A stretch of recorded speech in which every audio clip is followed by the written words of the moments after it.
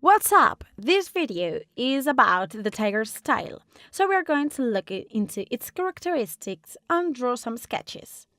The tiger style is characterized by the strength, wildness. The tiger is also irascible, threatening, imposing, powerful, and aggressive. So these are the feelings we'll have when we observe the characteristic pose of the tiger. This is the tiger claw that we studied in previous lessons. As you can notice, claws always appear in the tiger poses.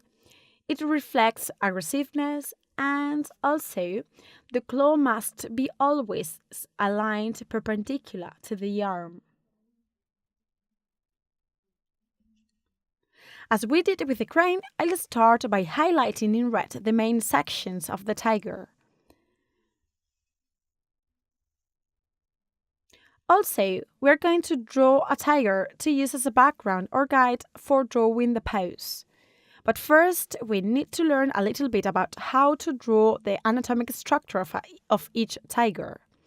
Let's set about making the basic geometric shapes. As you can see, I'm differentiating them so that you can distinguish clearly each part. This step helps you to get to know the tiger anatomy, and then you'll be able to pick any image you want of a tiger to reproduce it faithfully. Remember that we are working with a basic anatomy because the tiger won't be the main element within our drawing. What interests us the most is the pose. Now we're going to use some geometric shapes that make up the tiger's anatomy to draw some sketches using the same poses.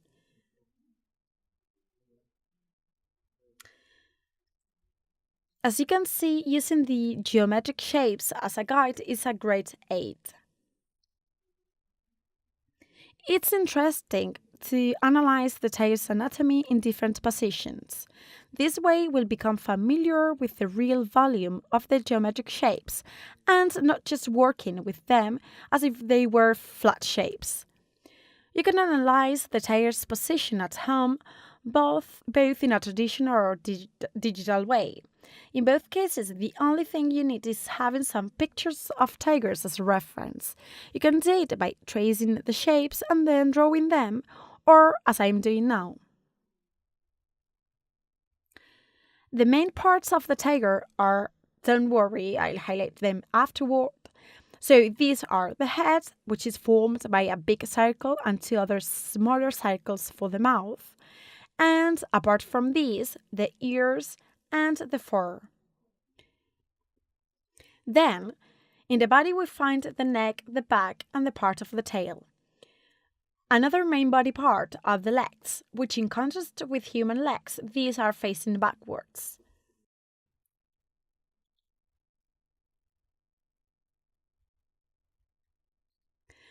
Great, so we already know the tiger's anatomy, roughly speaking. And we are ready to dive into the characteristic poses of the confused tiger style. As you can see, these are quite aggressive and powerful poses. In particular, the tiger claw appears in all of them. Have a look at the position of the monk's hand. In order to copy this image, I'm employing simple sketches. So remember, first start with the basic geometric shapes and then add details little by little.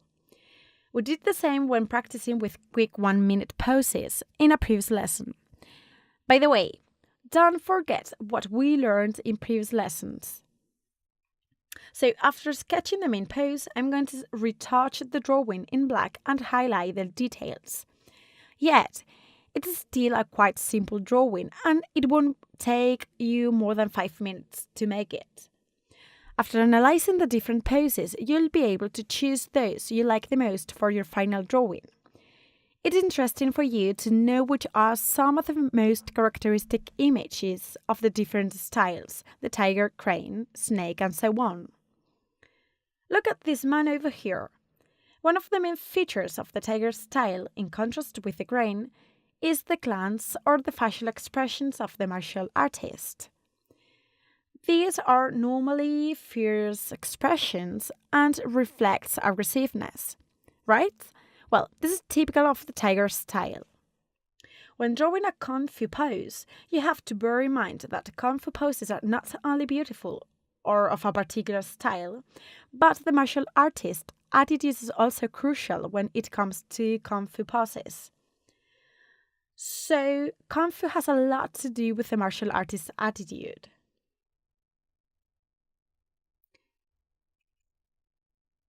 In fact, as the martial artist is imitating a particular animal style, what he or she does is trying to reflect the characteristic and animal intentions on the face and body. Guys, bear in mind the following. When you look for poses on the internet, it doesn't matter the style, the tiger, the crane, whatever. Bear in mind that the claw that appears on the image is the same that we've studied. Otherwise, we'll get confused.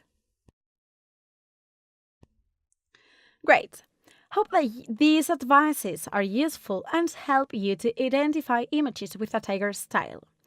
In the next lesson, we'll start by working with a snake style. As always, hope that you liked the lesson and that you learned a lot. See you!